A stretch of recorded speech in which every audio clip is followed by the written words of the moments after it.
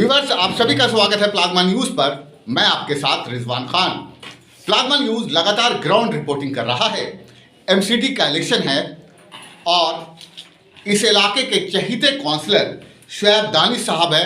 मैं इसलिए ये कह रहा हूँ क्योंकि इसी इलाके की जनता ने इन्हें 3 बार जिताकर भेजा। चौथी बार महिला सीट हो जाने के कारण पार्टी ने इस परिवार पर विश्वास किया और दानिश साहब जो काउंसलर हैं उनकी पत्नी को टिकट दिया गया। ये बड़ा विश्वास पार्टी की तरफ से था।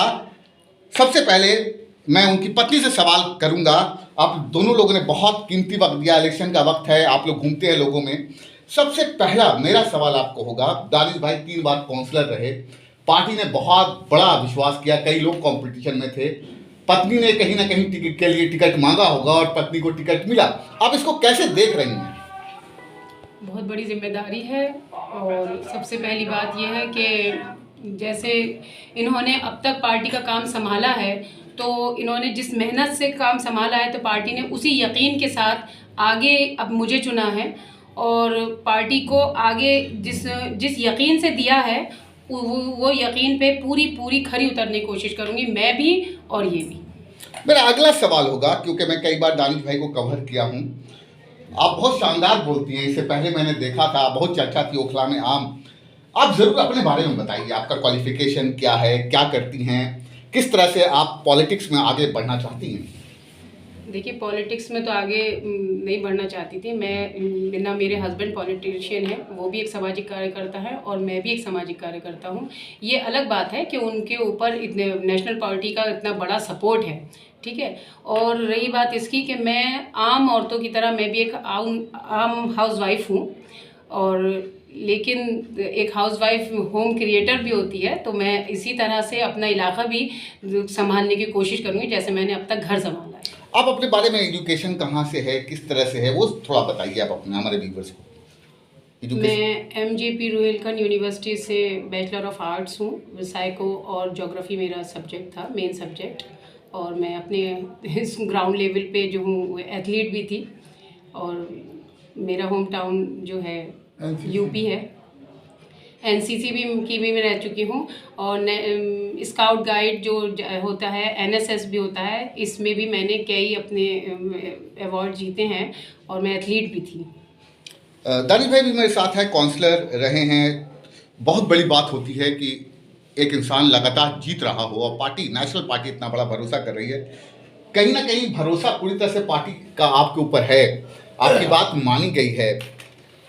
मुझे ऐसा लगता है कि अब आप आगे की तरफ कुछ जिम्मेदारियां इधर बांटेंगे आप लोग दोनों हस्बैंड वाइफ। नहीं, देखिए, मेरा मानना अलग है। मैं पार्टी की इमेज को तो के साथ साथ अपनी इमेज को भी बरकरार रखे हुआ हूँ। पिछले 15 साल से आवाम के बीच में हूँ और आवाम का मैं बहुत शुक्रगुजार हूँ कि 15 साल के जो उन्होंने प्यार दिया है, मैं उसको कर्ज को उतार नहीं सकता और मैं उनकी खिदमत करना चाहता हूँ और आगे भी करता रहूँगा। चाहे मैं काउंसलर रहूँ ना रहूँ, MLA रहूँ ना रहूँ, टिकट मिले, पहले भी ऐसा होता रहा है कि मैं इलाके की खिदमत करता रहा हूँ और हर मामले में, हर इलाके के हर मसले मसाइल में मेरा इन्वॉल्वमेंट रहा है और हर दुख सुख में हर एक के साथ में रहा हूँ।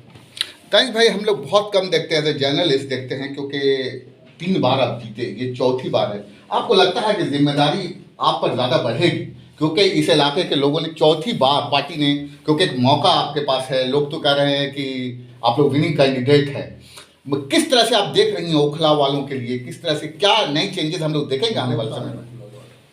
ये तो हमसे ज़्यादा हमारी आवाम को यकीन है हम पर, उसका बहुत बहुत शुक्रिया है, और उसका हम जिसे कहते हैं उनकी उम्मीदों पे खरा उतरने की कोशिश करेंगे। और ज़िम्मेदारी बहुत बड़ी है मेरे ऊपर भी और मेरे हस्बैंड के ऊपर भी। वार्ड भी बढ़ गया है और ज़िम्मेदारियां भी बढ़ गई हैं इसी हिसाब से। और सबसे पहली बात यह है कि इलाके का जो हाल हो रखा है, उस हिसाब से उन जिम्मेदारियों को पूरा करना एक बहुत बड़ी चुनौती है हमारे लिए, क्योंकि MCD अब पहले काफ़ी था, अलग था, अब वो जो सर्कुलर हो चुका है उसमें देखिए आगे वक्त बताता है। और कोशिश तो यही रहेगी कि हम दोनों अपनी आखिरी सांस तक कोशिश करेंगे अपनी जिम्मेदारियों को पूरा करने की और बेहतर तरीके से पूरा करने की। एक आखिरी सवाल लेंगे और फिर बाद में इंटरव्यू भी करेंगे। आखिरी सवाल दानिश भाई से मेरा होगा, क्योंकि जनता के लिए अगर कोई मैसेज हो ओखला की जनता के लिए, 3 बार आपको प्यार, चौथी बार पार्टी, कुछ कहना चाहेंगे जनता से? देखिए, मैं बदकिस्मती है कि मैं जिस तरह से डेवलपमेंट इलाके का करना चाहता था उस तरह से नहीं कर सका, क्योंकि यहाँ संदीप दीक्षित थे, बहुत बड़ा उन्होंने जो काम किया है। बहुत से लोग ये कहते हैं कि ओखला में क्या किया है। यहाँ सबसे पहले मेट्रो कांग्रेस की देन है, मेट्रो संदीप दीक्षित और शीला दीक्षित की देन है। अगर संदीप दीक्षित यहाँ रहते तो यहाँ का sewage system, treatment plant, water plant सारे यहाँ पर लगने के उन्होंने साधन किए हैं। और आप देख सकते हैं वाटर ट्रीटमेंट प्लांट हमने यहाँ 2013 में जो सबसे पहले काम यहाँ होना था पानी का, वो हमने किया और हमने डीडी से जगह लेकर हैंडओवर दिल्ली सरकार को की। बड़ी बदनसीबी है कि हमारी ये आम आदमी पार्टी सरकार, दिल्ली सरकार कुछ उसमें कर नहीं पाई। जो काम सिस्टम से होना चाहिए वो सिस्टम से नहीं हो रहा। ये तय था कि एक पार्ट में ये काम होगा, सीवेज का होगा, एक पार्ट में वाटर का होगा। यहाँ दोनों तरफ उल्टा काम किया गया। 2013 से ये टेंडर है और आज तक इलाके की हालत आप आगे सर्वे करिए, क्या हालात हैं। लोग गिर रहे हैं, बच्चे स्कूल से किसे जाने से मोहताज हैं, बड़ी परेशानी है, बड़ा अफसोस है। और मुझे अब ये लगता है ये जो MCD का जो ये हुआ है, पूरा सब एक किया है पूरी दिल्ली को, इसकी वजह से अब मुझे ये ऐसा लगता है, हालांकि कॉरपोरेशन में बीजेपी बैठी हुई थी और यहाँ दिल्ली सरकार ने किसी काउंसलर को काम नहीं करने दिया। उसमें बीजेपी के मेजोरिटी में थे और उस तरह से मैं भी कांग्रेस का था, उस वक्त सफ़र मैंने भी किया, मेरे इलाके ने सफ़र किया, मैंने किया, मेरे इलाके ने सफ़र किया। आप जाकिर नगर की सड़क देख लिए, बटला हाउस की सड़क देख लिए। ये 2016 में मैंने एक टेंडर कराया था जो फंड से अपने लेके आया था। कॉरपोरेशन को इन्होंने फंड नहीं दिया दिल्ली सरकार ने, तो हम कहाँ से बनाएं। अब मैं उसकी कोशिश में लग रहा हूँ। मैं जल्द से जल्द 1 महीने के अंदर, 1.25 महीने में ये सड़क जाकिर नगर बटला हाउस की इतनी हालत ख़राब है, मैं इसको बना दूंगा। बिल्कुल, आप दोनों ने बहुत कीमती वक्त दिया। Thank you for watching plasma news.